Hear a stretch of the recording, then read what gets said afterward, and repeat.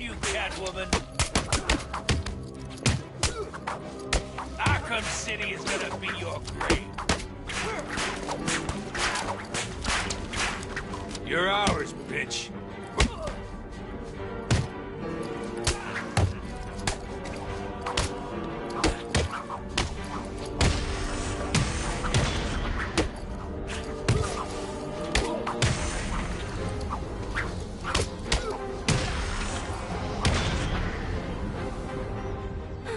Now that they're all taken care of, it's time to get what I came for out of that safe.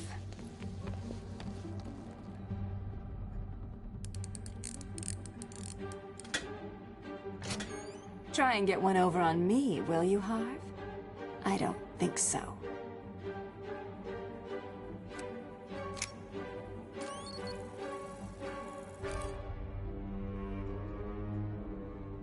Get your filthy paws off that now.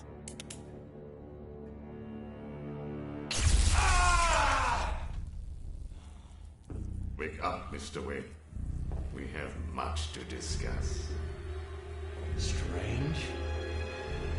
You won't get away with this. I already have. This is Vicky Vale, reporting live from Arkham City, the controversial super prison built right here in the heart of Gotham. In a few moments, Bruce Wayne will be live on stage to explain his sudden interest in Gotham politics. The infamous Playboy millionaire has never been one to... Billionaire, Vicky. Millionaires are so last year.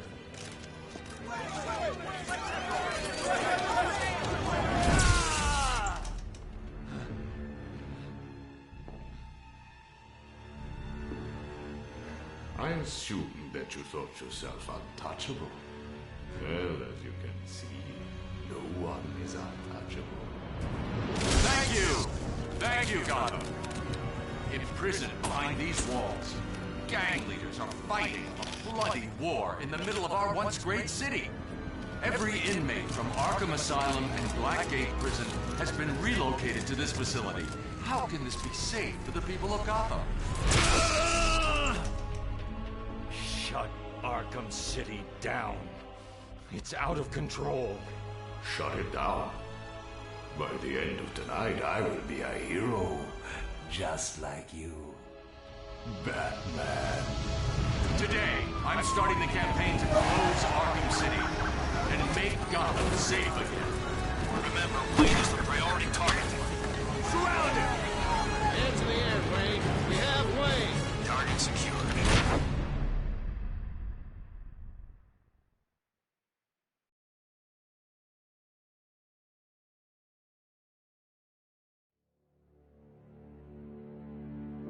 I feel I should thank you. Capturing Bruce Wayne is so much easier than Batman. And now that we have you, Protocol 10 is ready to begin. It will be my legacy, a monument to your failure. And if you try to stop me, I guarantee everyone will know your secret.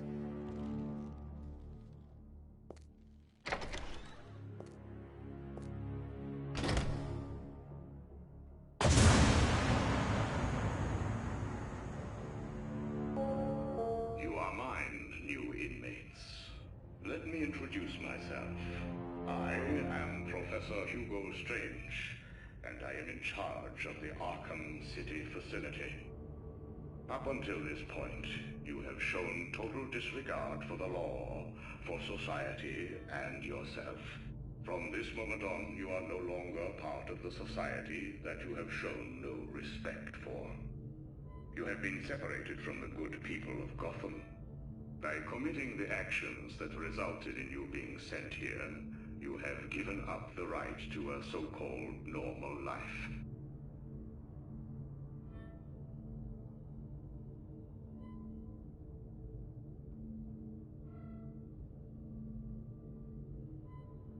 While in my custody, you will follow the rules of Arkham City to the letter. These rules ensure your continued well-being. Rule 1. Do not approach the security wall surrounding the facility. Any attempt to approach the wall will be considered an act of escape and will be met with extreme force. prisoners must surrender themselves for full psychiatric examination when requested. Failure to surrender will be met with extreme force, followed by a level 9 and 10 psychiatric profiling. Rule 3. Tiger operatives have full jurisdiction in Arkham City. If for any reason a Tiger operative approaches or issues an order to you, you must immediately adopt a kneeling position and place both hands. What the hell are you doing? You think we wouldn't hear you?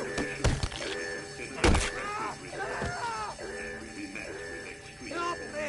These rules are mandatory. Progress! To the immediate as people of Gotham City. Welcome to Arkham City, Wayne. What are you doing here, Wayne? To kill your butler? You're gonna die in here. You're gonna be my bitch, Wayne. You're mine. On the ground, now!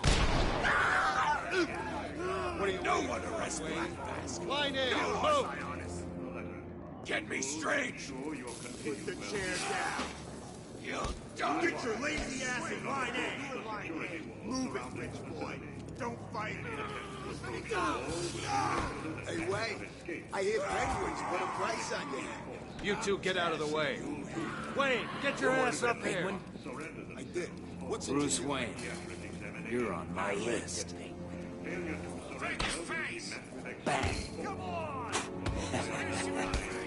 Break it up, ladies. Lower your weapons. Mr. Wayne will not be any trouble. Will you, Mr. Wayne? The cuffs can stay on. We don't want to make things too easy, do we? Close the doors. Prepare for insertion. I can't believe I'm gonna die here. Bruce Wayne? Great. Here I was reporting on your crummy press conference, and now here we both are. I guess that'll teach you to get involved in politics, won't it? Listen to me carefully. When they open the door, do not panic. Stay close to me. Do you think I'm taking advice from some guy who's never even been in a fight? Stay calm. They're trying to scare us. Sorry, man. It's every man for himself. Please! Help me!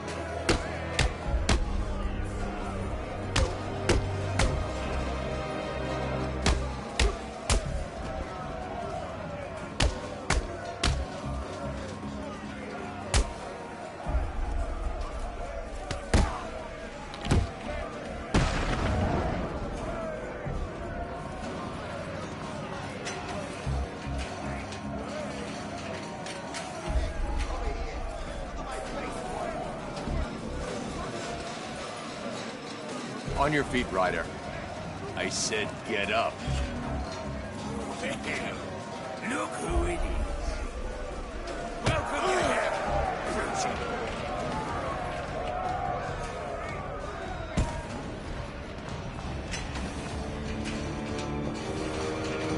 Lights out, rich boy.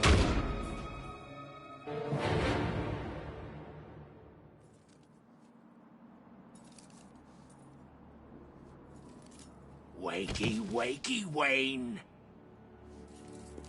Oh, what's up? Do you need me to call you butler? Cobblepot. Oh, you remember me. I'm touched. Your family destroyed mine, Wayne. This, well, let's just call this good old-fashioned revenge.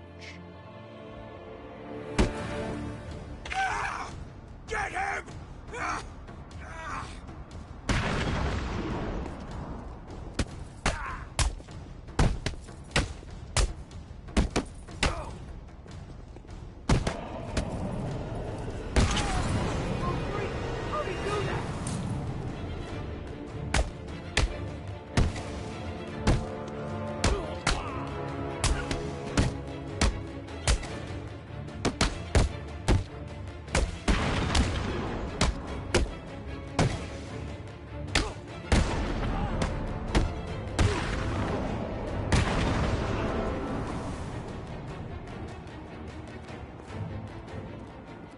can't contact Alfred from down here. I need to get higher.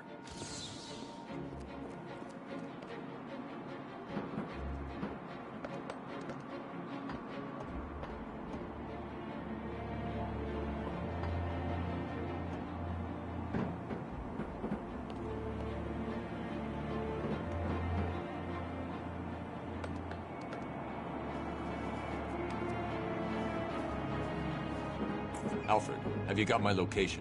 Only just, sir. There's more interference than usual. I need an immediate drop on the roof of the Ace Chemicals building. I'm on my way there now. Of course.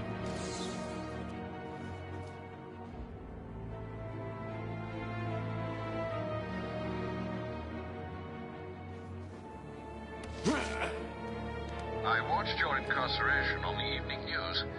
Was getting yourself arrested a part of your plan all along? Not exactly. Although I did get some one-on-one time with Hugo Strange. And how was that? Not good. He knows that Bruce Wayne is Batman. He also told me that something called Protocol 10 will make him famous. I can't leave Arkham City until I find out what it is.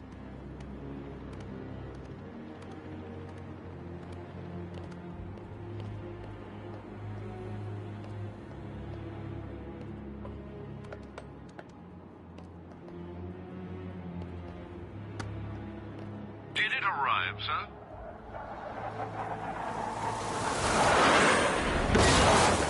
Right on time.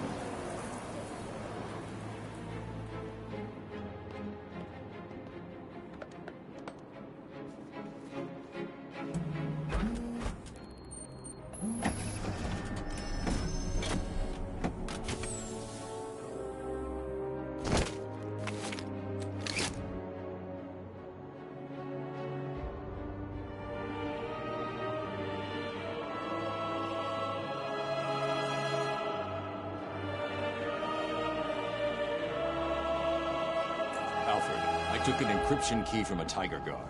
I'm going to hack into their communications.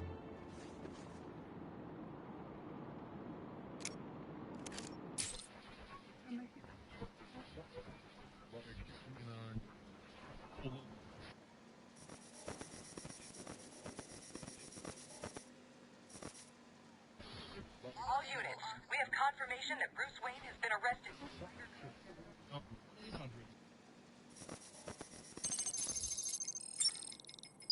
All units, this is Air Tiger 4. We have confirmation that prisoner 4011 is in the courthouse. I repeat, Catwoman is in the courthouse. Is she in danger? Affirmative. Target is being held by Dent. We believe he intends to kill her. How should we proceed? Stand down. Let Two-Face have his fun. Understood. That doesn't sound good. No, it does not. Mr. Dent's predilection for all things binary may not bode well for Miss Kyle. If there's one person in Arkham City who knows what's really going on, it's her. I need to find Catwoman now.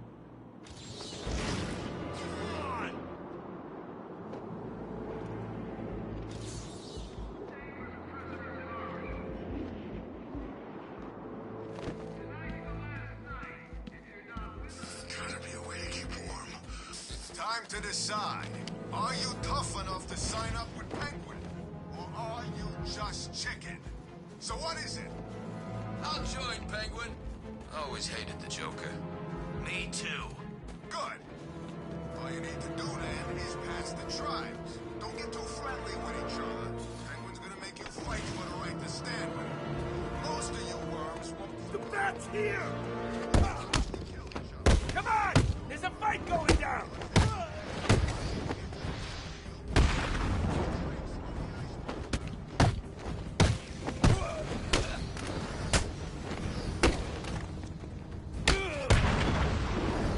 What are you gonna do, Batman?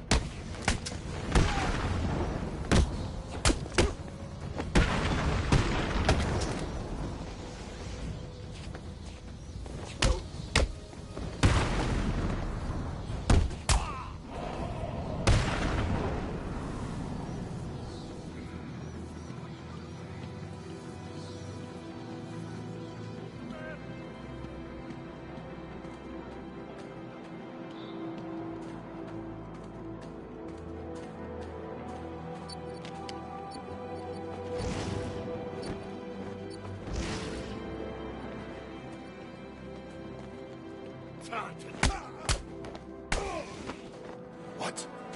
Over here! I got him! He's over here!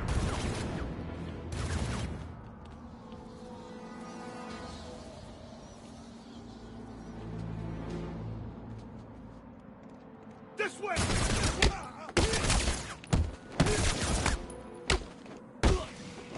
On me! I got him!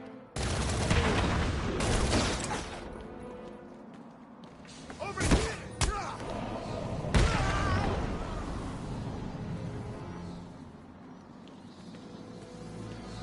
Prisoners of Arkham City, you have given up your basic human rights because of your crimes against society. Gotham is a safer place without you. You are responsible for your own survival within this facility.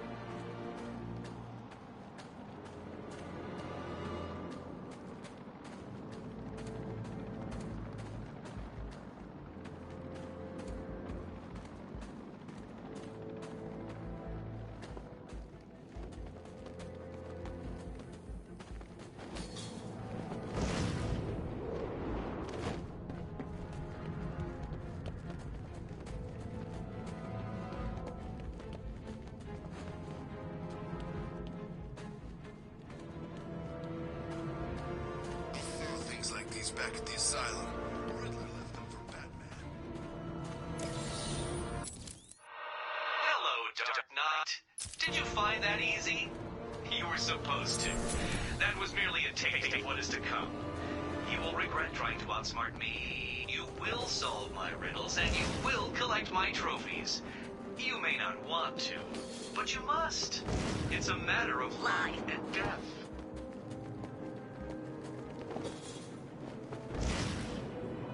Find Bruce Wayne. Thinks in it anyway. Titan. Seriously? You mean that stuff that the Joker was using back at the asylum? Yep, that's the stuff. But that crap turns people into monsters. What would happen if, the other psychos got their hands on it? Why do you think the boss wants us to keep this stuff safe? Stop anyone else screwing with it.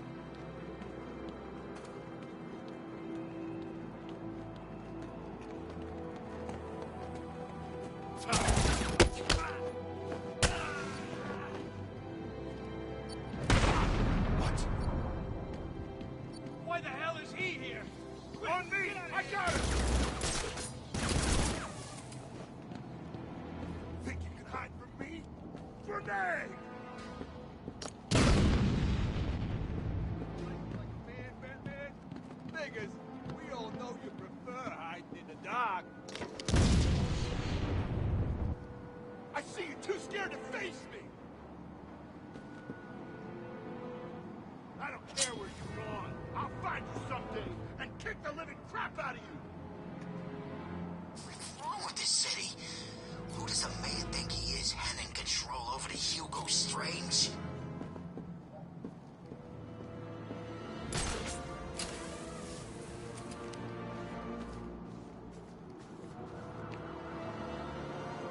Fletch thinks he's God up there in his tower. Things are gonna change.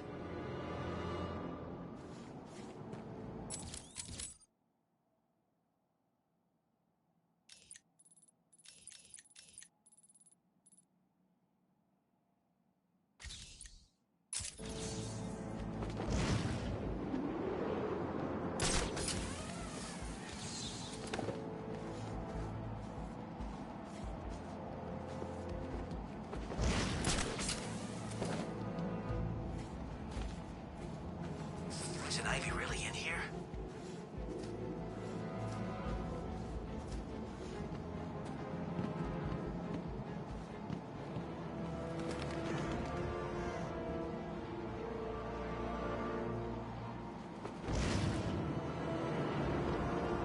That's worse than him. It's Batman!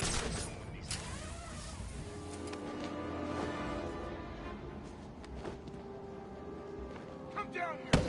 Fight me like a man!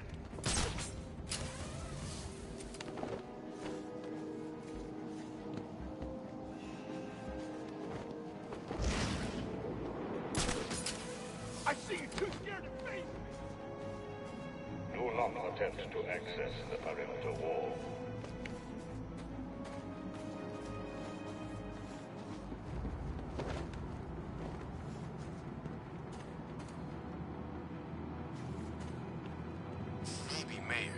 shop, he's still the same old a-hole.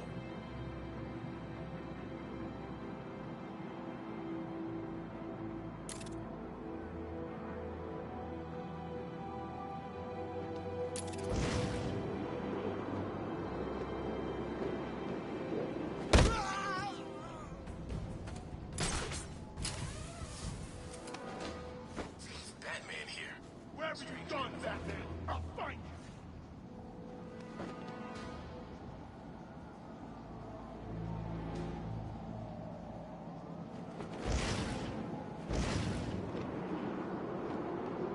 Go on! Run! Hide! We'll find you!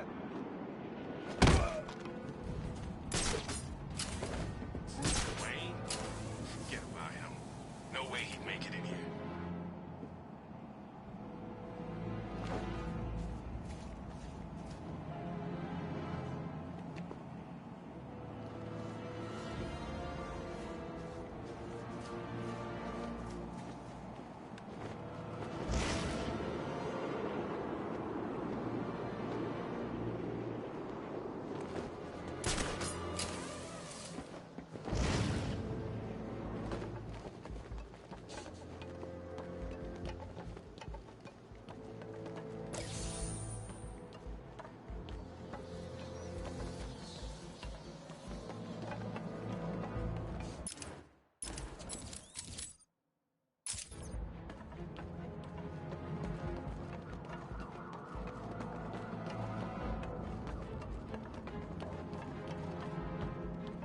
Still strange.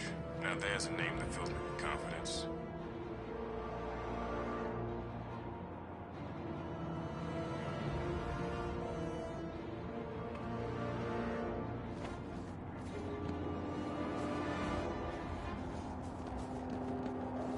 All prisoners must surrender themselves for psychological profiling at regular stages.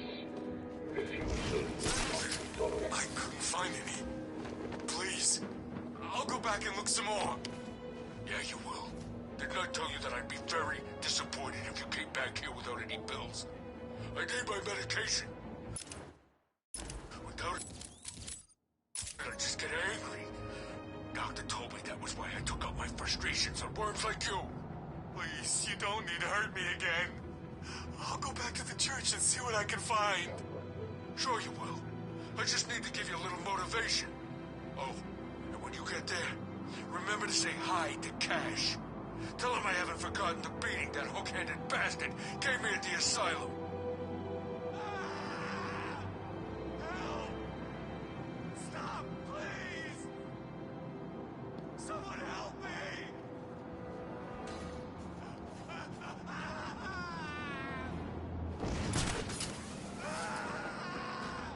What Hugo Strange had on shop to make him turn over control of Gotham?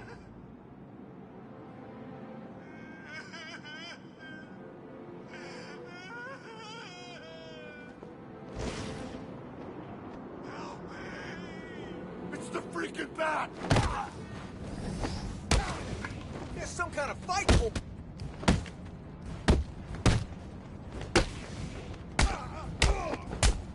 You're gonna die tonight!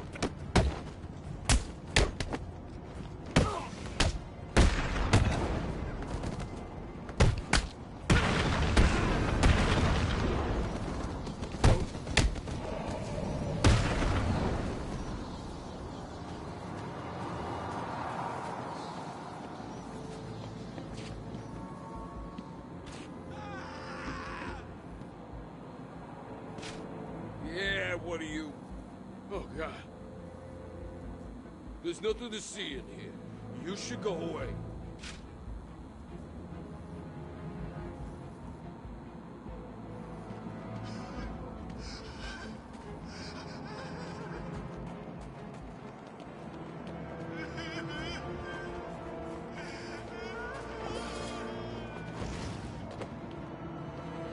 Do not attempt to escape from this facility. Tiger operatives will pacify any attempted escape with extreme prejudice.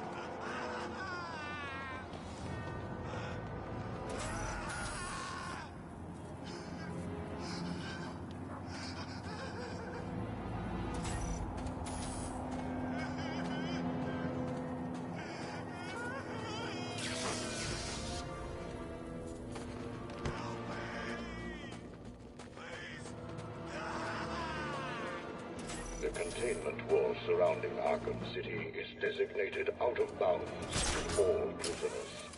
Do not approach the containment wall.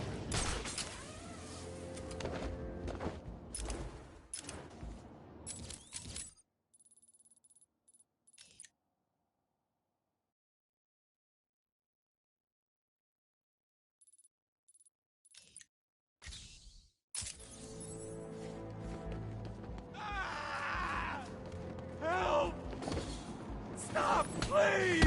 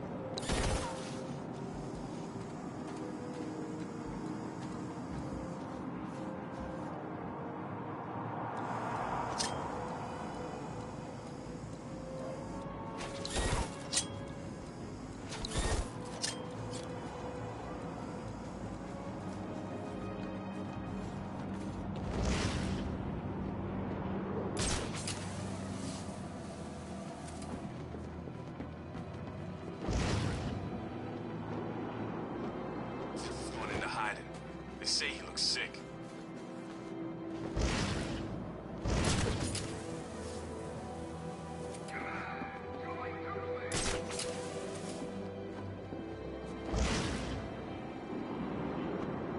Please! Tell us where Wayne. Look out! It's him!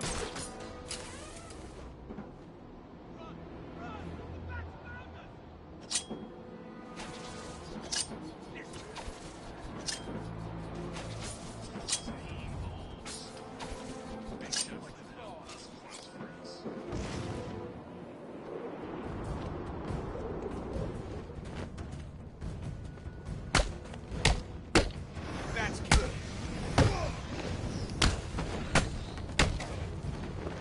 Gonna rip you apart!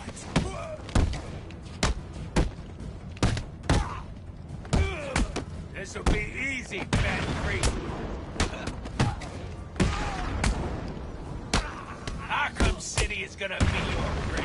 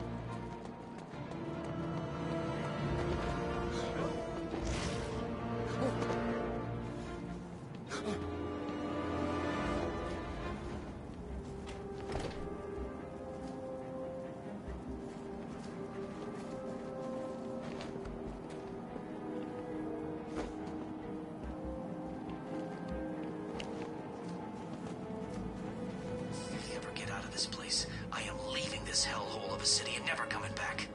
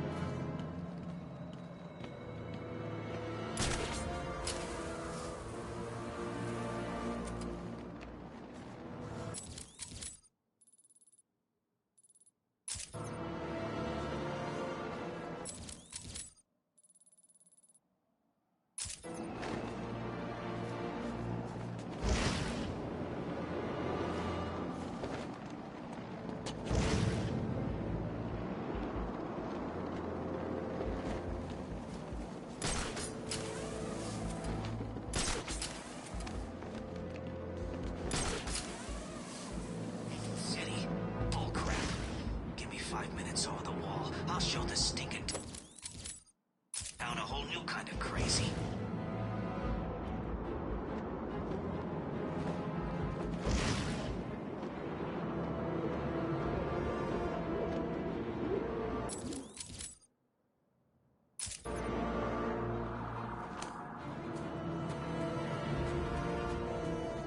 Skip when Quinn beat old... What?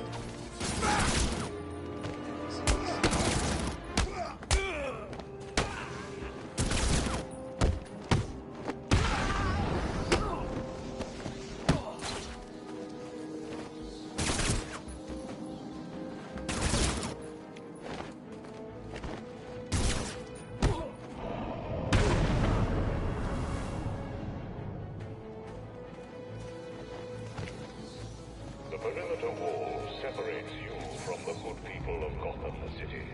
It is there to protect them from all residents of Arkham City. Look out! Batman's here!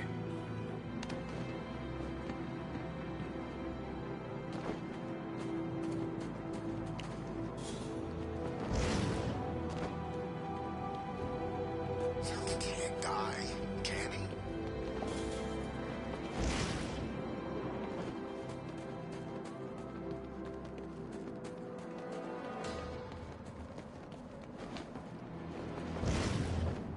What's the bat doing here?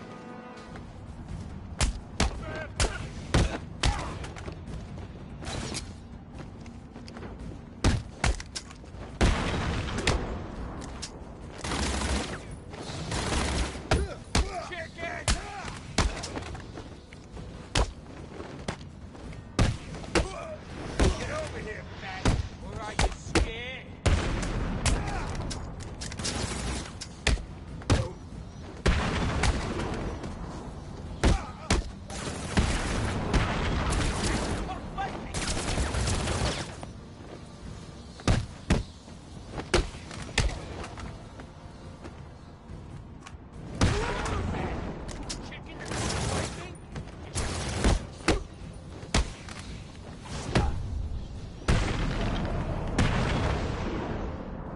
Too scared to fight us. Not surprised.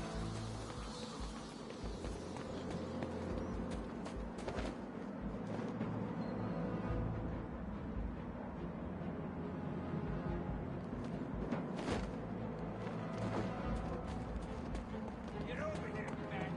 Are you scared?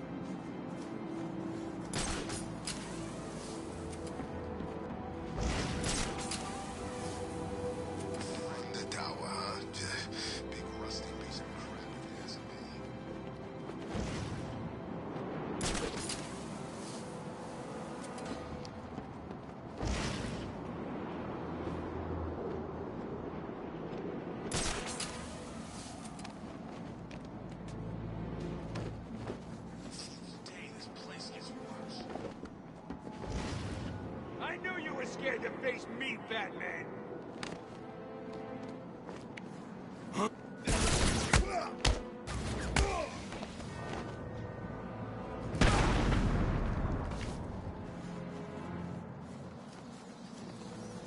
Over here!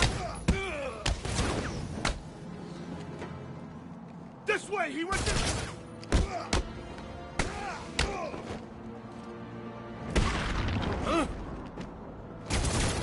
Arkham City provides regular food drops at designated points throughout the day. Food drops will only occur at these times and in these locations. Prisoners are responsible for ensuring food is distributed fairly.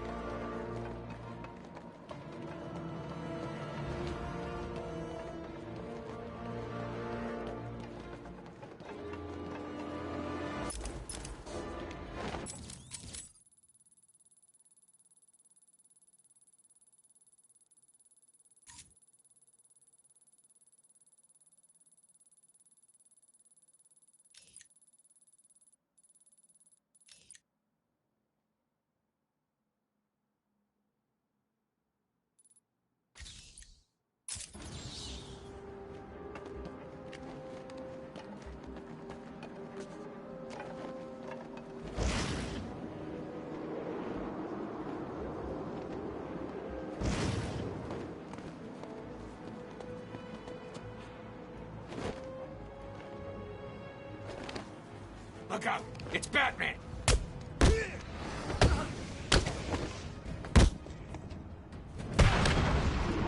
There's a fight going on over there!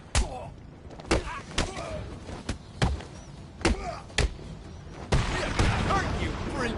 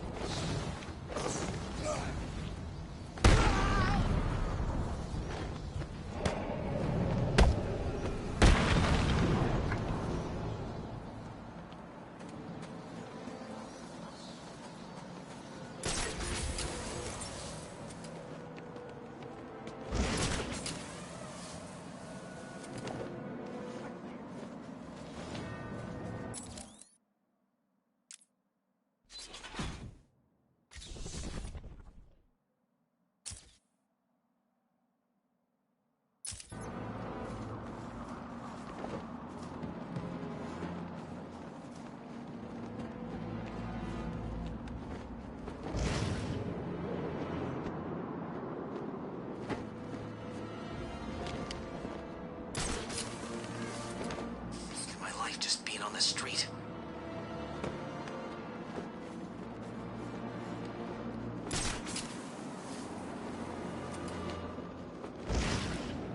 Join Two-Face? You're gonna need to hit him harder!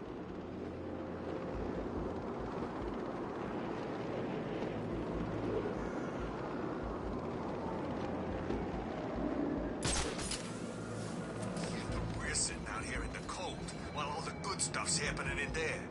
Just do what Two-Face says. Yeah, don't let him start tossing that coin. If it comes up bad, you could be dead before you know it. Just like Bailey. Yeah, just like Bailey. Two-Face put him on a big-ass industrial saw and cut him clean in half. You're kidding. Does he look like he's kidding? We had to clean it up. Have you ever seen what comes out of someone when they're cut in half? Can't say I have. It's nasty. Bits of liver, heart, whatever he had for lunch that day. And the smell. Oh, it's freaking horrible. Is that what he's gonna do to Catwoman? I figured they were friends. Who knows? With Harvey, friendships end real quick. If that coin comes up bad, you better run.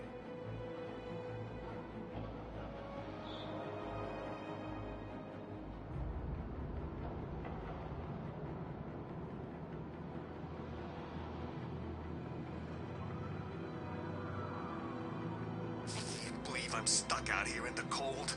I want to see Catwoman get off. You're safer out here. We're doing what we're told. You may want to remember that.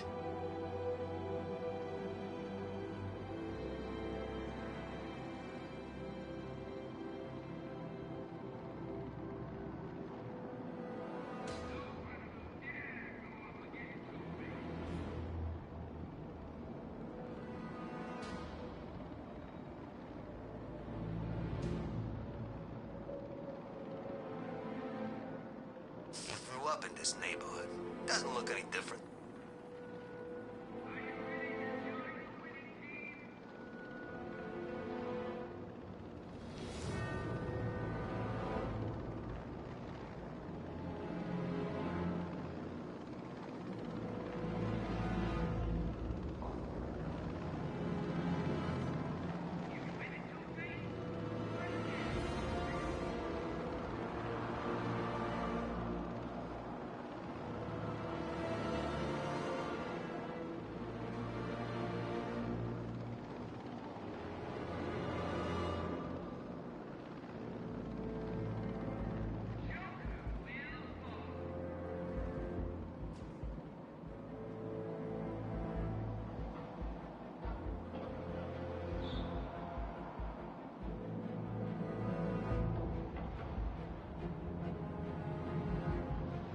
Enough guards here. What do we need Batman for?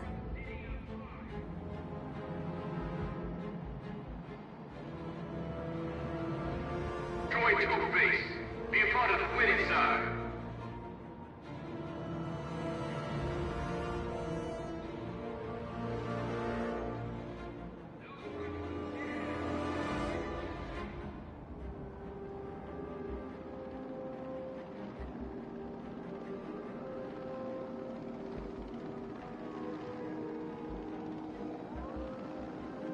Must have paid off big time to pull this off.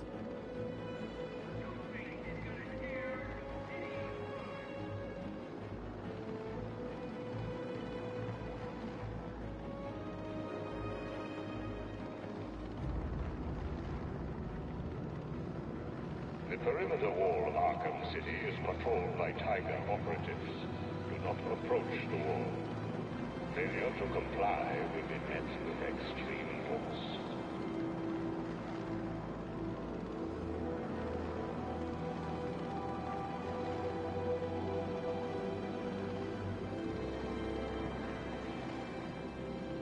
Joker hiding himself. No one's seen him.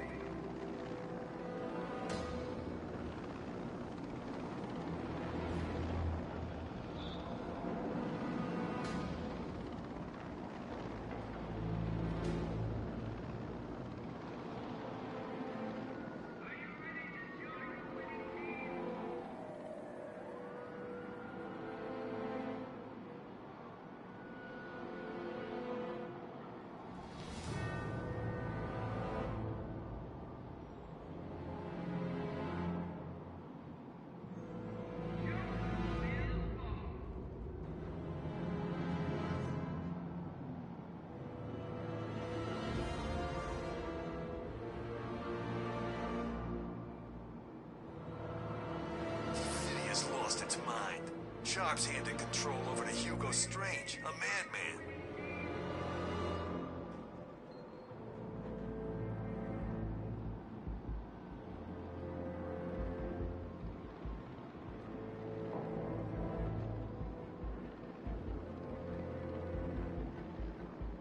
Rolled off the city and threw us all in here to die.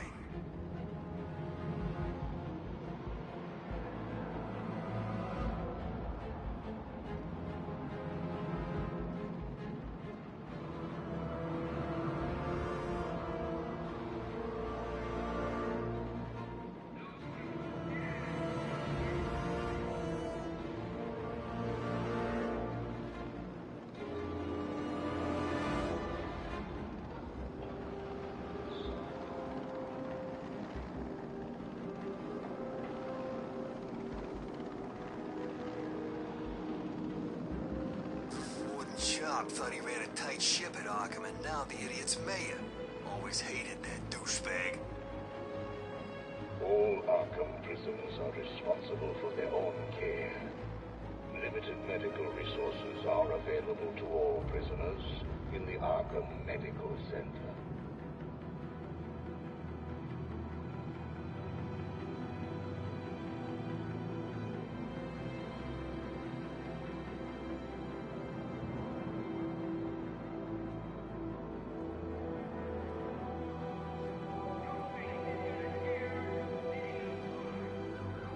From down here, I'll go looking for rich boy Bruce Wayne. Maybe I can ransom back pieces of him to his loved ones.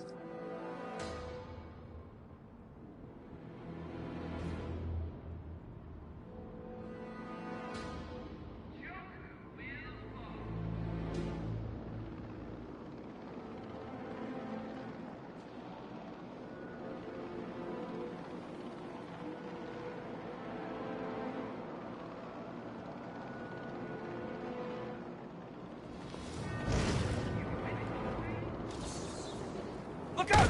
It's the Bat!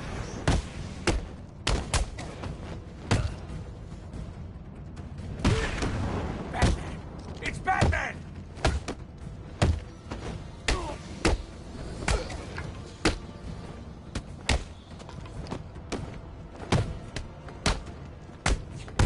Batman spotted.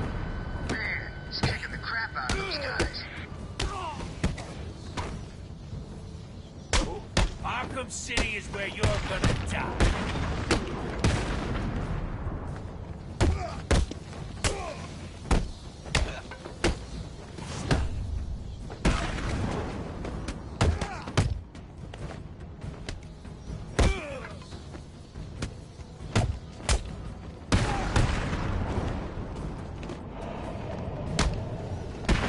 Multiple inmates are down.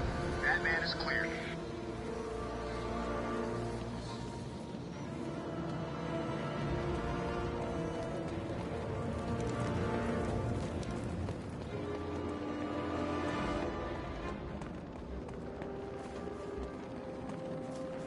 Target Batman has disappeared. We have no visual.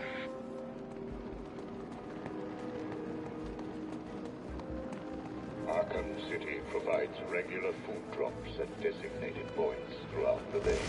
Think they heard us? Good. Can't believe we're still out here at night. Look, I told you I was sorry. I lost track. Let's hope it doesn't get us killed. We just need to be careful. We move when they fight. They'll be too busy killing each other to notice us heading back to the camp. I don't understand why they even want to fight for this place. Two-Face ends up owning that bit of street. So what? He's still stuck in here.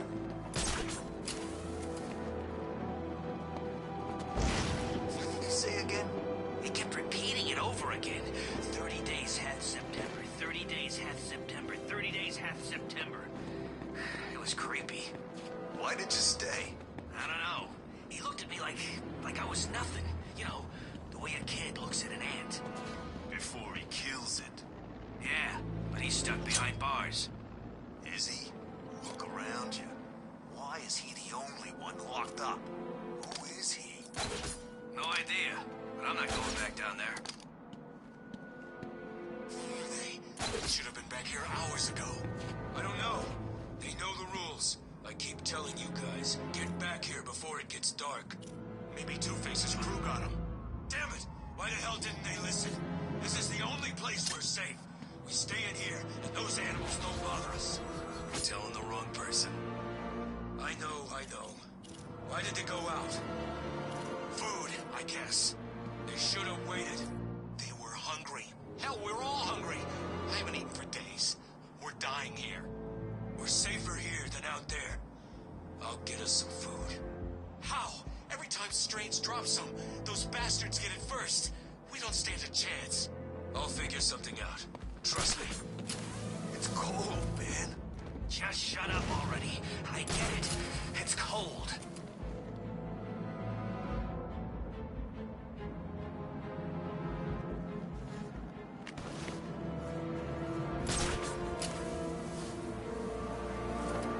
Soon I'll pull Strange down here with the rest of the garbage. Arkham City is patrolled by Tiger operatives. Do not approach the wall. Failure to comply will be met with execution. Know what happened, right? Yeah, Joker's crew got into the church. Joker was at the church? Nah, it was Quinn and a bunch of goons. Batman's here!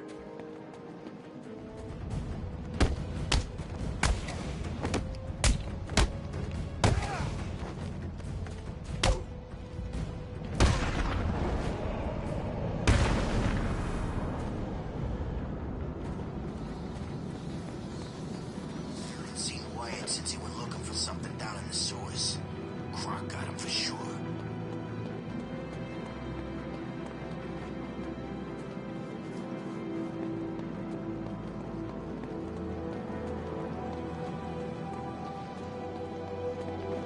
It's cold here. Stop moaning.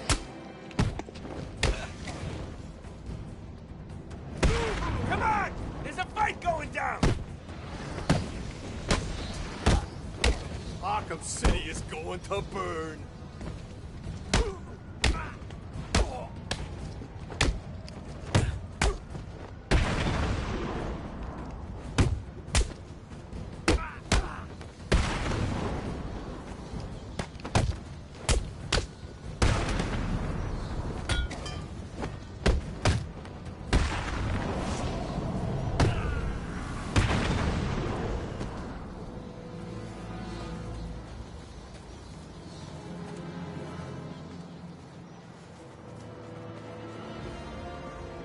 Riddler's back, huh? Figures. I've seen these weird question marks all over Arkham City.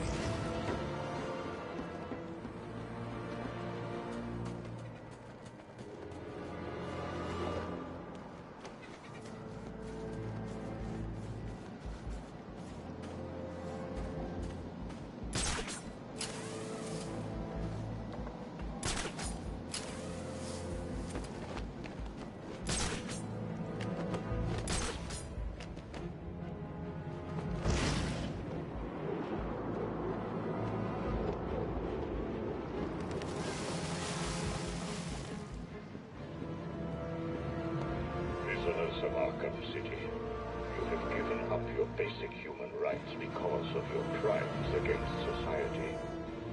Gotham is a safer place without you. You are responsible for your own survival within this facility.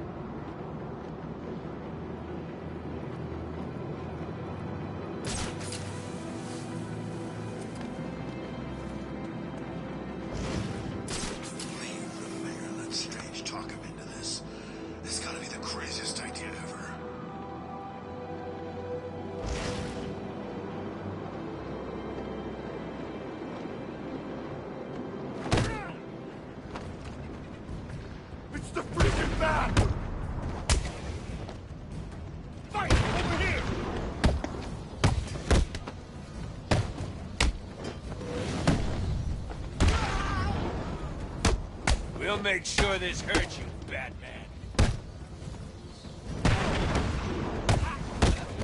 You're gonna die tonight.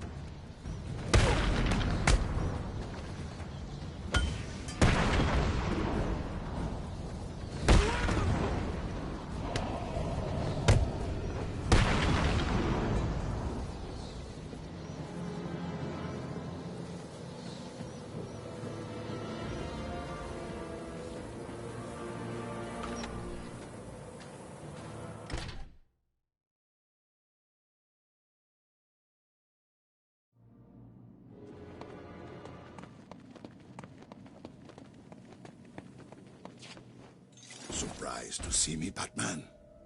A little. Last time I saw you, you were wrapped around the hood of my car. You knew it would not kill me. I wasn't trying to. I'm in no mood for a fight. What are you doing here? Dr. Young's Titan formula. The Payaso managed to send some off Arkham Island before you stopped him. How much more did Joker manage to get off the island? Too much. That is why I am here. I will not allow the basura of this city to abuse the Titan. Dr. Young used me to create it. It is my duty to destroy what remains. I'll help you, but understand this. If you try anything, I'm taking you down too. We find Titan containers, we destroy them. Deal? Of course. Each container has a radio beacon built in. There were 12 containers left in this city. We take 6 each, then we meet back here. 6 each? Fine. Today isn't a good day to lie to me, Bane. Remember that.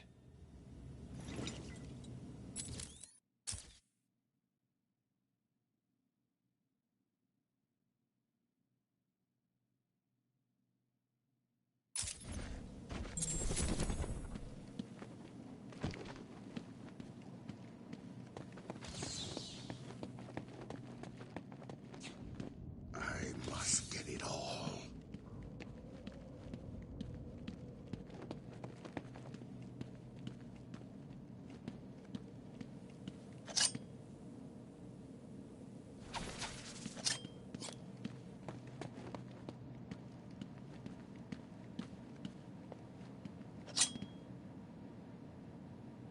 Where next?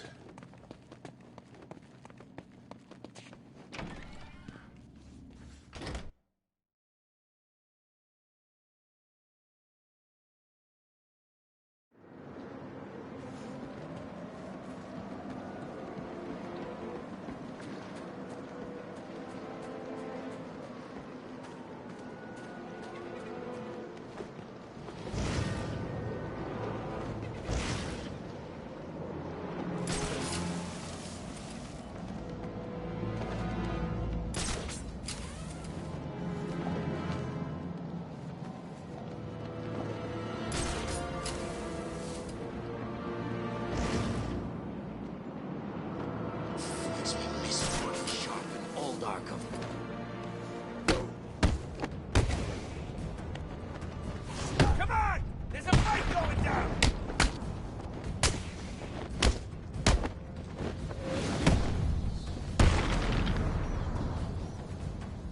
This will be easy, freak.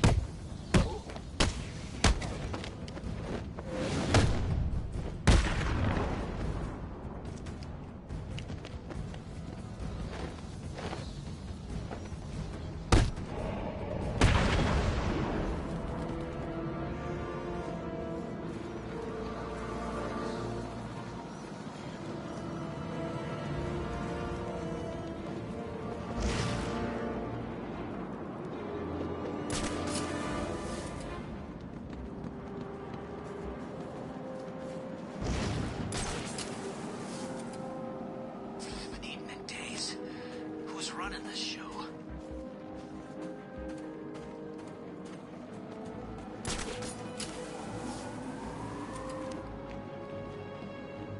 The perimeter wall separates you from the good people of Gotham City. Target in sight.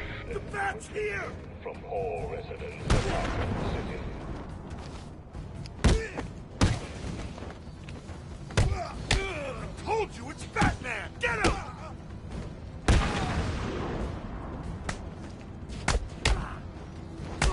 What are you gonna do, Batman?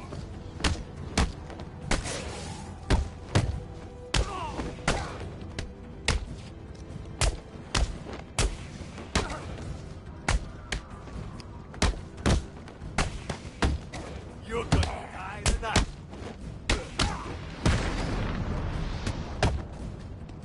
We're gonna hurt you!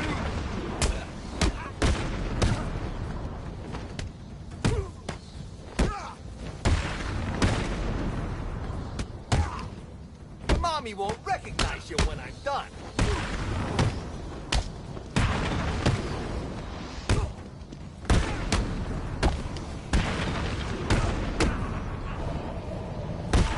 Batman wins.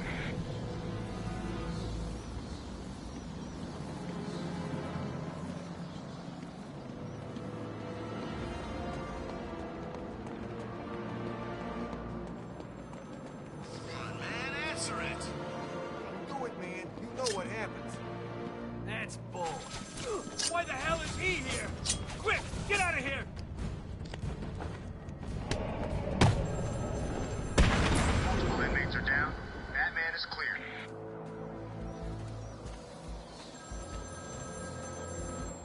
Hello, Batman. Do you recognize my voice? Victor Zsasz. In the flesh! I'm so happy you remember me. I'll never forget you. I've got a special game planned, Batman. A game just for you. Ring, ring.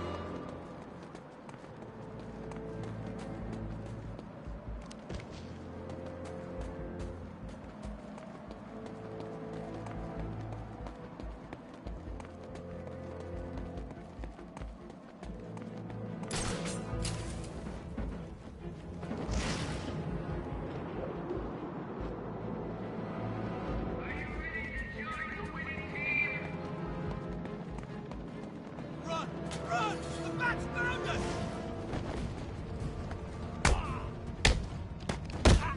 You're gonna die, Batman! There's a fight going on over there.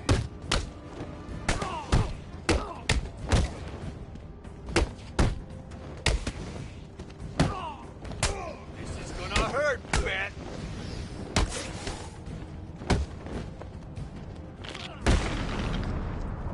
You should run, Batman!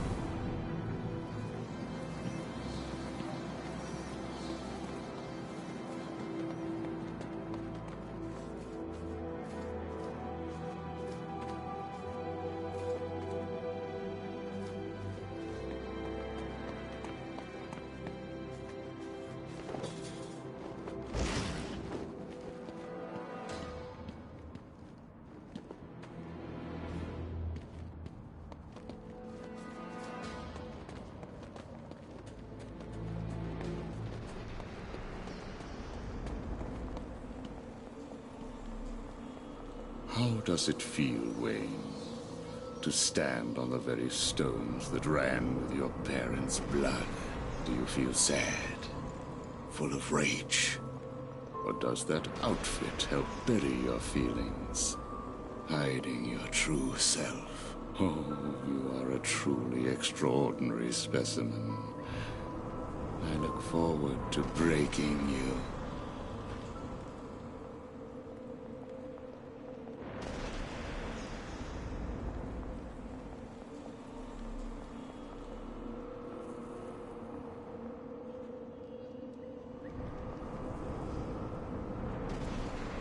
Visual on target. I repeat, we have visual on Batman.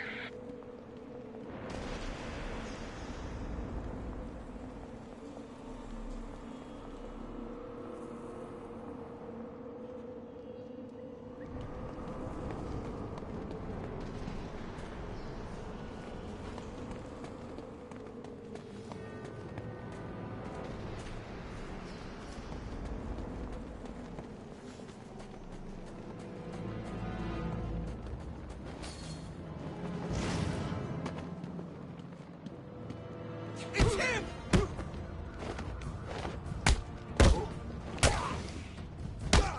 We'll kill you, Batman!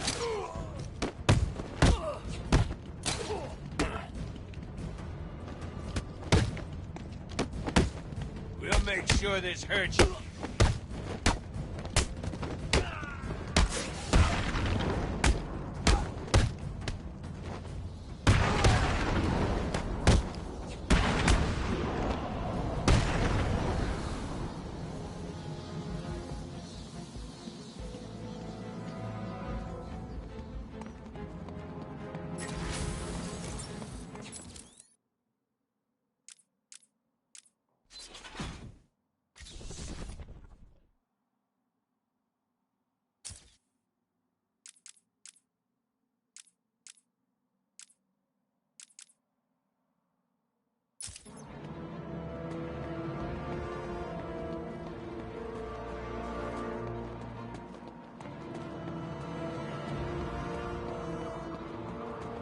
City. Same old crap.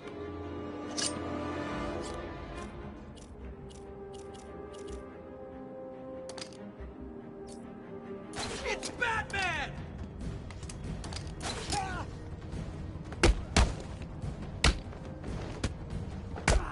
You're gonna die tonight.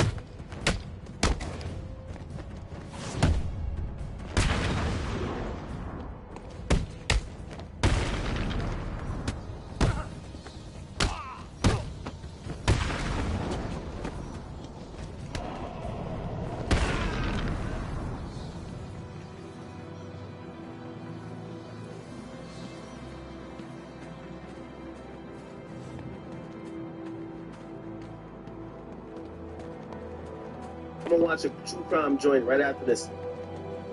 We're gonna end the show on some true crime shit after this, so just please get over the kick. If you're still awake, get over the kick, alright? One, you're gonna drive musically pretty quickly. Two, starting beef for Drake isn't very smart, because the odds of winning a beef for Drake are 50-50 at best. And you're losing the biggest artist in the world as your friend. So it made no sense for Rick Ross to start beef for Drake. That's why even a couple months before the beef went public, Rick Ross was still talking positively about Drake. But all of this changed when Marcus went to the fore. It's possible Rick Ross saw what was happening in Metro Boomin, Future, and more. Well, the interesting part about him saying this, French did do another interview, and French pretty much, Montana, Drake. French basically kind of like, he's always like downplaying it. Check this out. Wait, can you tell me the story what happened with the Splash Brothers record? How did it end up on it? Splash Brothers record. The Splash Brothers record version of Drake on it. Yes, there's a leaked version, but the Splash Brothers record never came out with Drake because the version that we had with Drake, it had a verse from Rose that I think Drake was waiting for another verse from Rose for that record. You know what I'm saying? I think he wanted him to cut another verse. But something happened. Either he said something on the first verse or something had happened.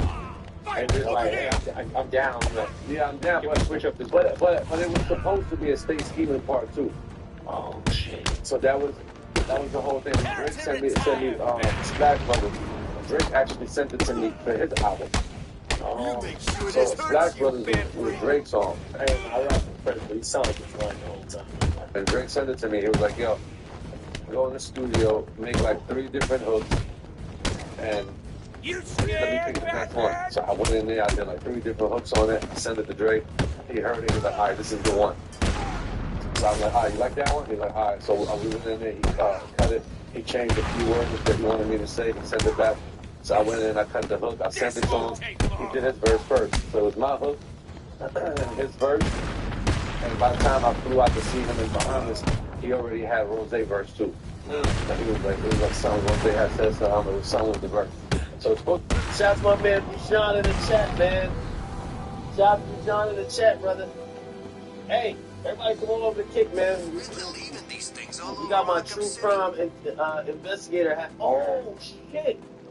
We didn't cover that, the influencer who died. Oh, chat. All right, everybody. That's probably going to be the yeah, come on over the kick. Supposed to be the Drake album. I think it was, if I'm not mistaken, the album after the views.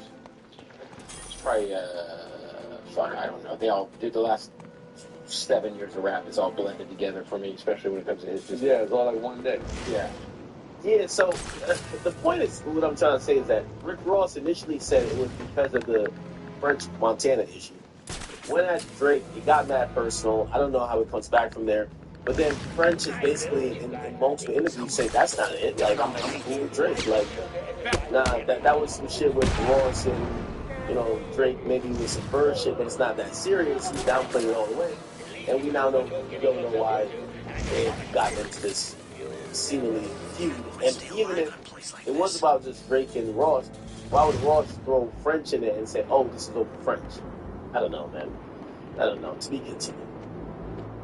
Alright, chat. Hopefully you guys come over to yeah, come on over to kick. Look out! It's Please come on over to kick. Alright? Alright, perfect. Let's go chat.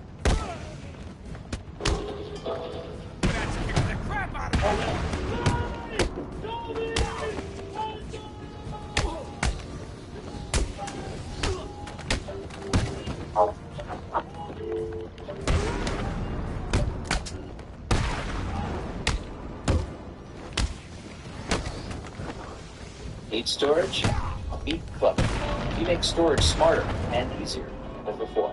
We pick up your stuff for free, store it, deliver it back, and all this for a lower monthly rate than self-storage. Get a quote today.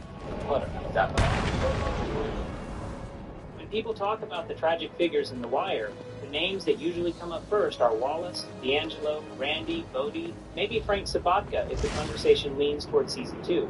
Ziggy Sabatka does not always get that same respect at first. A lot of viewers remember him as the loud idiot, the clown, the screw-up, the guy with the duck, the guy who cannot stop embarrassing himself, the guy who seems to bring chaos into every room he enters. And on the surface, that reading makes sense. Ziggy is immature, reckless, needy, selfish, and often so desperate for attention that he makes himself look ridiculous before anyone else even gets the chance. But that surface reading is also too simple, because Ziggy is not just comic relief, and he is not just a loser dropped into a serious world for contrast. He is one of the saddest characters in the entire show, precisely because his worst qualities are tied so tightly to his pain, his insecurity, and his need to matter in a world that has no real place for someone like him. Ziggy is what happens when a person grows up around men who measure value in very hard and very old ways, but does not have the traits needed to succeed by those standards. He is born into a working-class port family. He is the son of Frank Sabatka, a man who carries himself with authority, seriousness, and purpose. Frank belongs to a world where respect is earned through labor, toughness, and the ability to provide. The docks are not just a workplace in Season 2. They are an identity. They are tradition. They are a shrinking universe where men are trying to hold on to dignity while the economy slowly crushes them. In that environment, Ziggy is almost doomed from the start. He is emotional where others are controlled. He is impulsive where others are calculated. He wants love, approval, and recognition in a setting where those things are rarely expressed directly. He wants to be seen as a man, but he keeps acting like a boy. That is what makes him so painful to watch. Ziggy is not unaware that people laugh at him. He knows. In fact, a huge part of his problem is that he knows too well. He understands that he is not taken seriously by the men around him. He knows that Nick gets more respect. He knows that his father trusts others more than he trusts him. He knows that when people look at him, they often see a joke first and a person second. And because he knows all of that, he overcompensates constantly. He talks too much, acts too big, takes stupid risks, flashes money, starts trouble, and tries to force the respect that he cannot naturally command. Almost everything Ziggy does wrong comes from that central wound. He is humiliated by his own place in the world, and instead of responding with discipline or patience, he responds with noise. That noise is a huge part of why people dismiss him. He is obnoxious, there's no way around it. He is often annoying on purpose. He wants to pull attention toward himself, even if it is negative, because negative attention still feels better than being invisible. That is one of the ugliest and most human things about him. Ziggy would rather be the clown than the nobody. He would rather be mocked openly than ignored completely. This is why he behaves like someone constantly performing. He is not comfortable in silence, because silence leaves him alone with the truth of how little respect he has actually earned. So he fills the air with jokes, stunts, outbursts, and bad decisions. He keeps the act going because the act is the only shield he has, but that does not mean Ziggy is empty. One of the smartest things The Wire does with him is show that beneath all the stupidity, there is real hurt and real longing. This is not going to be Ziggy is not easy, just trying to Dark get Knight. rich. He is trying to become visible. He is trying to become undeniable. He wants a version of himself that cannot be laughed off. When he gets involved in crime, it is not only because of greed. It is because crime offers him something the legitimate world never has. On the docks, he is a disappointment. In the criminal world, at least in theory, he has a chance to reinvent himself. He can be bold, dangerous, connected, important. He can become someone who matters. The tragedy is that he is terrible at this too, because he brings the same insecurity into a legal life that he brings into everything else. This is where Ziggy's bad side becomes impossible to ignore. He is careless, selfish, and often incapable of understanding consequences until it is too late. He wants the rewards of manhood without the discipline that manhood requires. He He wants to be feared without understanding risk. He wants easy money without strategy. He wants the image of a criminal without the internal control needed to survive as one. And because of that, he creates disaster wherever he goes. He does not think ahead. He does not read people well. He mistakes short bursts of confidence for actual strength. Worst of all, when his pride gets hurt, he becomes deeply dangerous because his decisions stop being about survival and start being about wounded ego. That wounded ego is the key to almost everything. Ziggy is not evil in the way that some other characters on The Wire are capable of being. He is not cold. He is not predatory by nature. He is not someone who gets pleasure from domination. In fact, one reason he comes off as so pathetic is that he is usually not in control enough to dominate anyone. But wounded pride can make ordinary weak people do catastrophic things, and Ziggy is one of the clearest examples of that in the entire series. His worst actions do not come from some grand criminal ambition. They come from humiliation boiling over. Every time he gets laughed at, brushed aside, cheated, or belittled, the pressure inside him builds a little more. He has no healthy way to process shame. So it sits there, festering, until it explodes. And that explosion is what defines his story. Ziggy spends so much of Season 2 trying and failing to become a man in the eyes of other men. He fails on the docks, he fails in smuggling, he fails in basic self-control. He even fails when he has moments that should have worked in his favor because he cannot carry success with any maturity. Whenever he gets a little power or money, he turns it into theater. He does not know how to quietly build anything.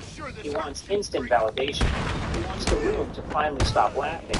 But because he wants that so badly, he forces the moment, and the moment collapses. There is something deeply sympathetic in that, even when it becomes ugly. Many people know what it feels like to be the one nobody takes seriously. Many people know the pain of growing up around stronger personalities and feeling like there is no stable place for you. Many people know what it is like to embarrass yourself because you are trying too hard to prove you belong. Ziggy is an exaggerated version of that insecurity, but it is still recognizable. That is his good side, if it can be called that. He is vulnerable in a way most characters in his world refuse to be. Not by choice, maybe, but by nature. He cannot hide his insecurity well. He cannot fake composure. His emotions leak through everything. That makes him weak in his environment. But it also makes him human in a way that many harder men in the show are not. There is also a certain innocence in Ziggy, or maybe a better word is softness. He has not fully become one of the brutal men around him. He tries to imitate them, but he is not built like them. He is not emotionally sealed off. He still wants approval from his father in a way that feels almost childlike. He still believes, deep down, that there is some version of life where he might be valued. He still reacts to humiliation, not with cool calculation, but with open pain. That is not strength, but it is part of what keeps him from feeling monstrous for most of the story. Even when he acts terribly, there is usually a sense that he is flailing, not ruling. He is not a shark. He is a drowning man, kicking wildly. His relationship with Frank makes all of this even sadder. Frank is not a bad father in the cartoon sense. He is not abusive in some obvious theatrical way. He does care about Ziggy, but he does not know how to reach him, and he is too consumed by the collapsing world around him to give Ziggy what he needs. Frank's attention is always split between family, union politics, smuggling, and the larger fight to save the docks. He is carrying the weight of an entire class decline on his shoulders. In another life, maybe Ziggy would have gotten a father with more time, more softness, more emotional language. But in this life, his father is a man at war with history itself. And that kind of father is not going to know what to do with a son like Ziggy. So Ziggy grows up in the shadow of a man who can never impress properly. That matters. He is not just trying to prove himself to random dock workers or street criminals. He is trying to prove himself to Frank. Every stupid act has some trace of that desperate hope behind it. Look at me. Take me seriously. See that I am not useless. See that I can be part of this too. This water The is more too Ziggy dangerous tries, to cross. the more he I should try to reveals find a exactly why different he way is into not the steel trusted. mill. It becomes a vicious cycle. He is given little responsibility because he is unreliable. Because he is given little responsibility, he feels disrespected. Because he feels disrespected, he acts out. Because he acts out, nobody trusts him. That loop destroys him. Nick, in contrast, makes Ziggy look even worse. Nick is not some genius, and he is hardly a clean moral counterweight, but he has a steadier energy. He can pass as competent. He can keep his mouth shut at the right time. He looks more like the kind of man who can survive in that world. So whenever Ziggy stands next to him, the difference becomes obvious. Nick does not need to force adulthood the way Ziggy does. That makes Ziggy even more insecure, and it deepens his resentment. You can feel the envy in him. Not just because Nick is more respected, But because Nick This seems to Titan move through the container world is well with a natural protected. ease The Ziggy does not invader have, destroy it. Ziggy is Use always explosive straining. gel. Nick just is. That strain becomes almost unbearable by the time Ziggy reaches the point of no return. And this is where The Wire refuses to let the audience keep laughing. For a while, Ziggy's failures are funny in a bleak way. He is ridiculous. He acts like a fool. The show knows this. But then it forces you to confront what happens when a ridiculous man has access to real violence. Suddenly, the joke turns into horror. Suddenly, all that insecurity, shame, and bottled humiliation find a target. His final act is not the move of a criminal mastermind. It is the move of a humiliated, emotionally broken person who cannot live with being reduced one more time. That does not excuse it, but it explains it, and The Wire is always more interested in explanation than easy judgment. What makes that moment so devastating is that Ziggy himself seems to understand, almost immediately, that he has destroyed everything. There is no victory in it, no swagger, no transformation into the feared man he always wanted to be. The act that is supposed to avenge his humiliation only confirms his ruin. He does not emerge powerful, he collapses. And in that collapse, the audience finally sees him stripped of all performance. No jokes, no peacocking, no fake bravado. Just a shattered young man who has reached the end of whatever fantasy he was using to survive. That version of Ziggy is probably the truest one. Not the loud clown, not the wannabe gangster, not the dockside idiot, but the broken son who never found a place in the world he inherited. His tragedy is not simply that he made bad choices, though he made many. It is that he had almost none of the inner tools needed to function in the reality around him. The old industrial world had no space for someone as unstable and attention-starved as Ziggy. The criminal world had no patience for someone that reckless and emotionally weak. He was too soft for one world and too foolish for the other. He belonged nowhere, and he knew it. That is why his good side and bad side cannot really be separated cleanly. His good side is tied to the same openness that makes him unstable. His bad side is tied to the same vulnerability that makes him sympathetic. He is sensitive, but that sensitivity makes humiliation unbearable. He wants love, but that need makes him needy and self-destructive. He is not naturally cruel, but his inability to handle shame leads him toward cruelty anyway. He is funny, but the humor is built on desperation.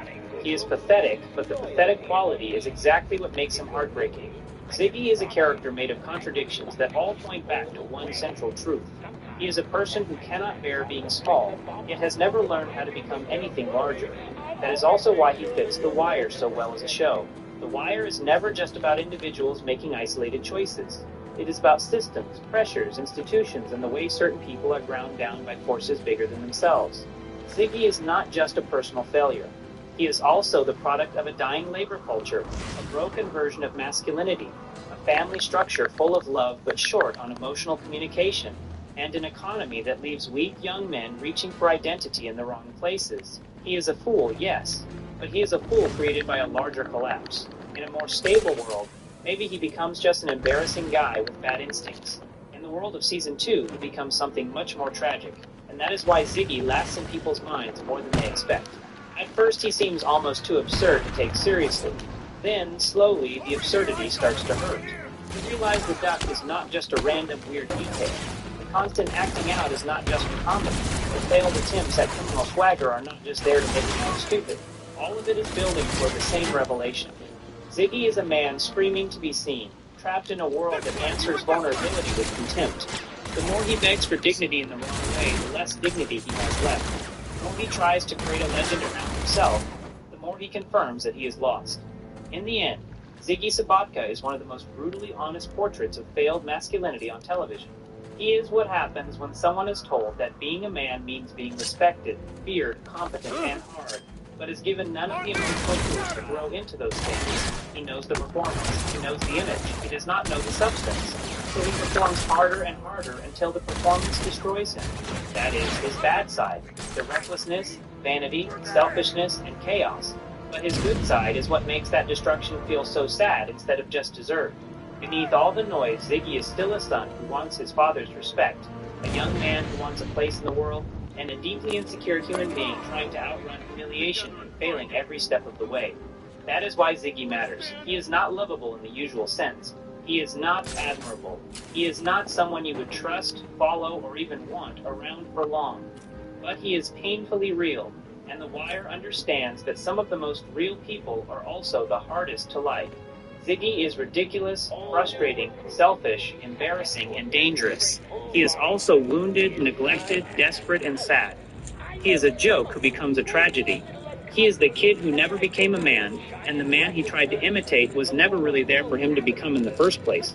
Season 2 gives him every chance to turn into a punchline, and instead, by the end, he feels like an open wound. That is what makes him such a great character. Not that he is good, not that he is bad, but that he is both, all the time, in ways that feel ugly, human, and impossible to forget.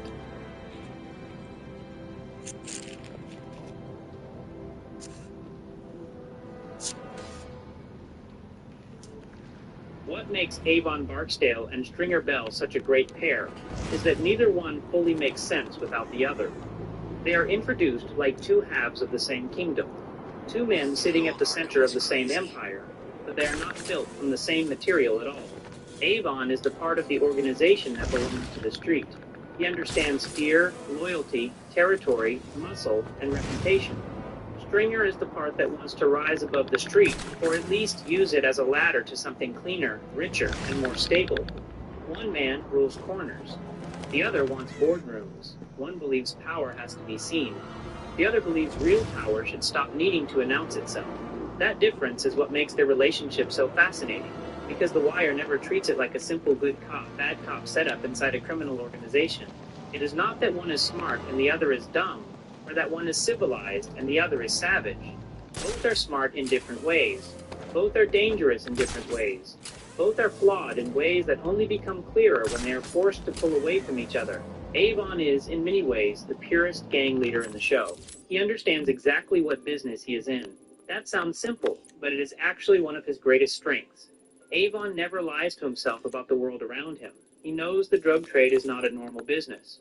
He knows violence is not an unfortunate side effect. It is part of the structure. He knows reputation is not decoration, it is currency. A man like Avon understands that if people stop fearing you, stop respecting you, or stop believing you will answer weakness with force, then the whole machine starts to wobble. That is why he takes corners so seriously. To somebody like Stringer, a corner can start to look like a bad asset, a place that costs too much blood and police attention for too little gain. But to Avon, a corner is not just ground, it is proof. It is a sign that your name still means something. In his world, losing territory is not a minor adjustment. It is a public confession that somebody else is bigger. That is one of Avon's best points as a character. He understands the symbolic dimension of power. He knows organizations like his do not survive on product. They survive on image, memory, and fear. Even when he is being stubborn, he is often stubborn for reasons that make sense within the logic of the street. He knows younger predators are always watching. He knows rivals test for weakness. He knows people below him take cues from what he tolerates. This makes him a more coherent leader than he sometimes gets credit for. He is not a dreamer. He is not distracted by fantasies of becoming something else. He understands the rules of his arena and plays by them with a cold kind of clarity. Another one of Avon's best qualities is that he inspires belief. People follow him not just because he sits at the top, but because he feels like the genuine article. He carries himself like a man who belongs where he is. His authority feels natural. When soldiers and lieutenants look at Avon, they are looking at someone who seems fully aligned with the world he rules. A criminal empire is not held together by paperwork. It is held together by confidence. Men have to believe the boss sees the game better than they do. Avon gives off that feeling. He does not seem confused by the light. He does not seem embarrassed by it either. He accepts it, and that gives him a kind of authenticity that makes him strong. He also has loyalty, though it is the rough loyalty of a man in a brutal business. Avon is not sentimental in some soft way, but he does have a sense of bond. He values where he came from. He values the people who build with him. He values the emotional side of brotherhood more than Stringer does, even if he would never frame it that way. There is a reason his bond with Stringer lasts as long as it does. There is a reason he trusts people from his world more easily than people from outside it. Avon's loyalty has limits, of course, but it is real. He is not just a calculator. He is still a man shaped by neighborhood identity, by shared history, by the feeling that you stand with your own. But Avon's strengths are tied directly to his weaknesses. The same clarity that makes him formidable also traps him. He understands the street so deeply that he cannot imagine a version of power that is not rooted in it. He sees the drug trade for what it is, but because of that, he is also chained to it. He cannot truly evolve past the logic that made him successful. When the city changes, when policing changes, when economics change, when the old style of open warfare becomes harder to sustain, Avon still returns to the same core instincts. Protect the name, hold the corners, answer disrespect. He does not really believe in reinvention. He believes in surviving the same war with the same weapons. That becomes one of his worst points. Avon can be too proud to adapt. He is not blind, but he is emotionally attached to a way of life that is already carrying the seeds of its own destruction. He confuses what is real with what is permanent. Yes, the street matters. Yes, reputation matters. But Avon acts as if they must always matter in the same way, with the same intensity, under the same rules. That rigidity makes him vulnerable. He is excellent at playing the old game, but not at imagining the next one. In that sense, he is a tragic figure, not because he is noble, but because he is built perfectly for a system that can only end one way. Stringer Bell, on the other hand, is defined by his desire to outgrow the world that made him. Where Avon is comfortable inside the logic of the street, Stringer is restless inside it. He sees corners as temporary, violence as inefficient, and gangster glory as a dead end. He wants money without chaos. He wants control without noise. He wants criminal income protected by legitimate structures. And on paper, that makes him look like the smarter man. In some ways, he is. Stringer sees truths that Avon refuses to face. He understands that the old codes are expensive. He understands that fighting over territory can destroy profit. He understands that if you can make the same money with less blood, less police attention, and more insulation, that is a better model. This is one of Stringer's strongest qualities. He thinks structurally. He is not just reacting to the next threat. He is trying to redesign the machine. He notices inefficiencies, pointless rituals, emotional decisions, and wasteful conflict. He sees the business side of the game more clearly than almost anyone around him. While others are obsessed with status, Stringer is obsessed with process. He wants meetings, discipline, supply chains, cleaner arrangements, and fewer ego battles. He is one of the few gangsters in The Wire who tries to drag the underworld toward rational organization. That instinct is impressive. It shows ambition, intelligence, and genuine strategic imagination. Stringer is also more disciplined than Avon in certain ways. He is less ruled by impulse. He is less vulnerable to emotional theater. He does not need to look tough every second. He is willing to think in longer timelines. He can delay satisfaction if he believes it leads to greater stability later. That makes him seem modern. In a show full of men who are addicted to immediate dominance, Stringer is one of the few trying to build something that can war. But Stringer's intelligence comes with a weakness that eventually destroys him. He wants to transcend the street without fully understanding that he is still shaped by it. He takes college classes, talks about market logic, and tries to move into real estate and legitimate business networks. But he never fully grasps the rules of the worlds he wants to enter. He understands enough to know those worlds have power, but not enough to realize that he is a novice there. On the street, he is feared. In business and politics, he is not feared in the same way, and he is definitely not respected as an equal. He walks into those spaces thinking intelligence and money will carry him. But The Wire shows that every world has its own predators, its own language, its own hidden codes. Stringer looks down on the street for being primitive, yet he behaves like an amateur when he steps into supposedly civilized arenas. That is one of the sharpest points in his character. Stringer sees himself as more evolved than the corner boys and the gang leaders, but he still makes the mistake of thinking one form of power translates neatly into another. It does not. He has enough insight to reject the old mythology, but not enough humility to understand the new game he is entering. In that way, he becomes a tragic figure too, though a different kind from Avon.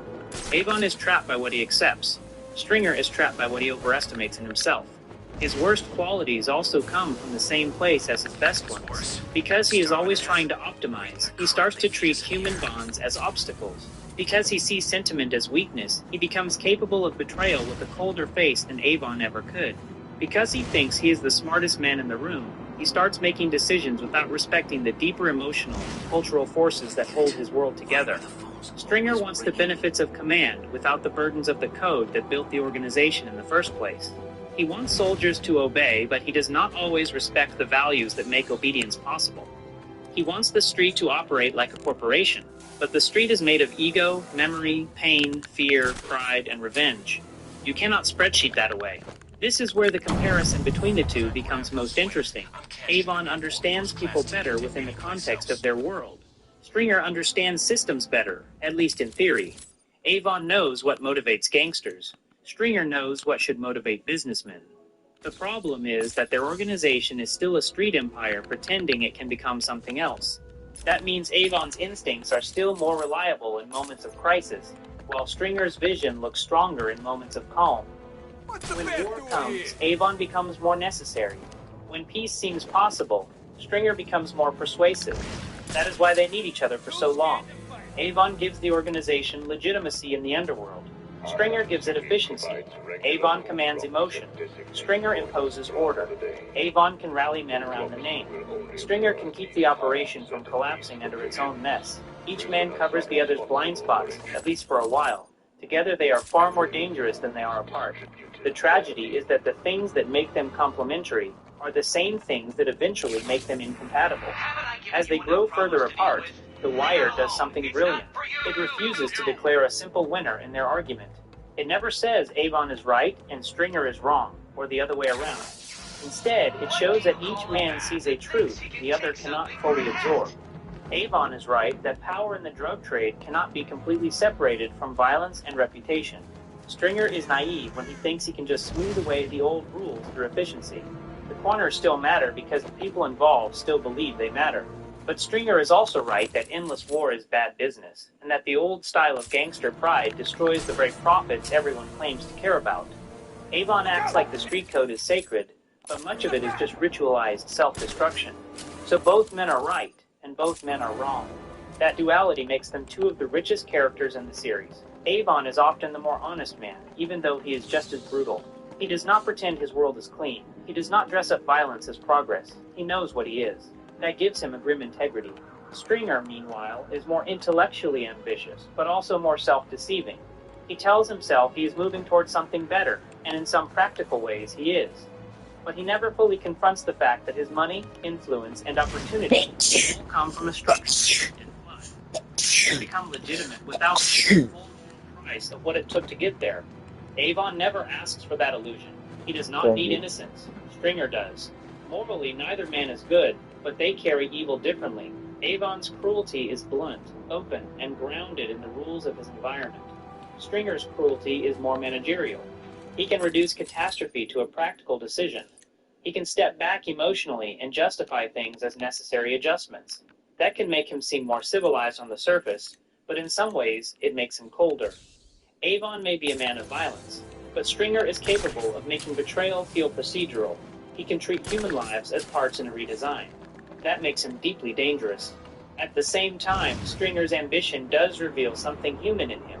He does not want to die on a corner. He does not want to spend his whole life repeating the same cycle. He wants scale. He wants permanence. He wants entry into a world that looks more stable than the one he rules. That longing is understandable. It even makes him sympathetic at moments. But the show is merciless about how little that longing changes the fundamentals.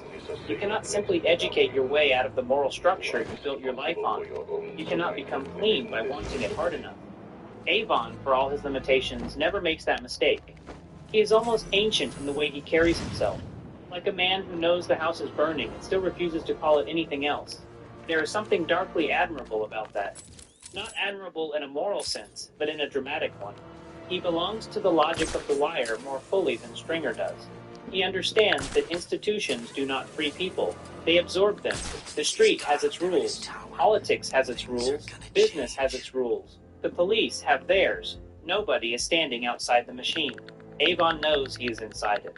Stringer spends too much time imagining he can step out without being seen for what he is. In the end, Avon and Stringer are not just two different gangsters. They are two different responses to power, survival, and identity.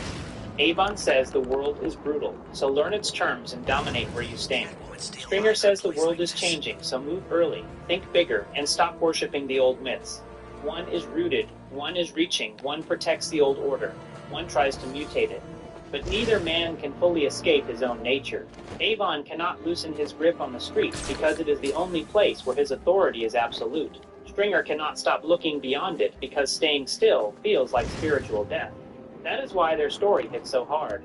It is not just about friendship falling apart or partners drifting into betrayal. It is about two men discovering that the very qualities that made them powerful together are the same qualities that make coexistence impossible. Avon needs the world to remain legible in the old way. Stringer needs it to become something else. Avon trusts instinct, code, and force. Stringer trusts intelligence, process, and transformation. Each sees the other's weakness with painful clarity. Avon sees that Stringer wants respect in places where he has no true standing. Stringer sees that Avon is willing to bleed for symbols that cannot save him. Both judgments are true. Neither is enough. If you compare their best points, Avon has the stronger instinct for human nature within the criminal world, while Stringer has the stronger instinct for structure and long-term strategy. Avon knows how to be a king. Stringer knows how to be an executive. If you compare their worst points, Avon is too proud and too tied to the mythology of the game, while Stringer is too arrogant about his ability to escape that mythology. Avon's flaw is rigidity. Stringer's flaw is overreach. Avon loses because he cannot evolve enough.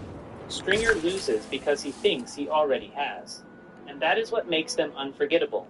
They are not opposites in some shallow sense. They are mirrors that expose what the other lacks. Avon shows what Stringer gave up when he tried to become modern. Stringer shows what Avon never had when he stayed loyal to the old code. Between them, The Wire builds one of television's best studies of power, because it understands that institutions do not just crush people from the outside. They split people from the inside. Avon and Stringer start as partners running the same empire, but beneath that surface they are already living in different futures. One future belongs to the corner. The other belongs to the conference table. Neither future is clean, neither future is safe, and neither man can fully survive the truth the other represents.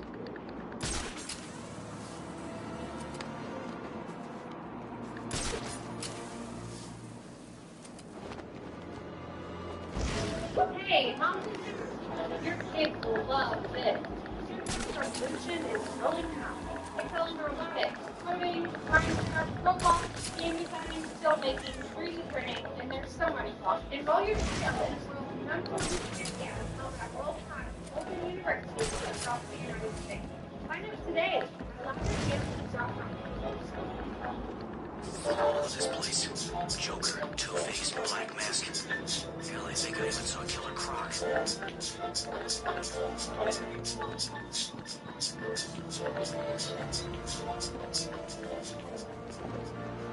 In the war on time, you either got two choices. Either lock in with the streets or do time.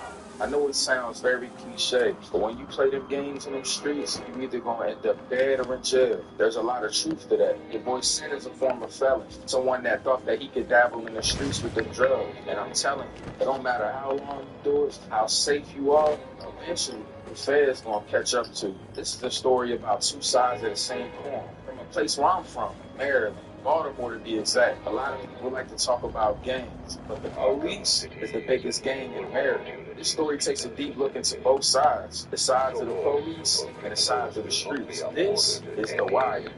Oh my God, bro, we 20 seconds in and there's somebody dead in the street? Oh yeah, I know what time we on. This dead guy in the street's name is Sniper, and this white guy right here is the main character on the side of the police, Detective McNulty.